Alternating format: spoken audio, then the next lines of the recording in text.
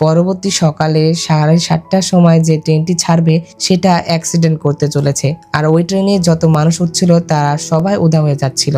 আর সেই স্কুলে বাচ্চারাও এই ট্রেনেই যাবে। তখনই তার মনে পড়ে যে আও তো এই ট্রেন দিয়ে যাতায়াত করে, অর্থাৎ তার জীবনও বিপদে আছে। যার জন্য সে রাতে আওয়ের সাথে দেখা করতে তার বাড়িতে চলে যায় আর তাকে ঠিকঠাক দেখে অনেক খুশি হয়। কিন্তু পরবর্তীতে আসা বিপদ থেকে বাঁচানোর জন্য সে আওকে তার সাথে 3 দিনের জন্য ট্রাভেলে যেতে বলে। তখন আও কিছুক্ষণ ভেবে রাজি হয়ে যায়। এটাতে শিন খুশি হয়ে গিয়েছিল, কিন্তু শিনের তো শুধুমাত্র আওকে বাঁচালে চলবে না, সে তো সেই বাচ্চাদের আর সেই লোকেদেরও বাঁচাতে চায়।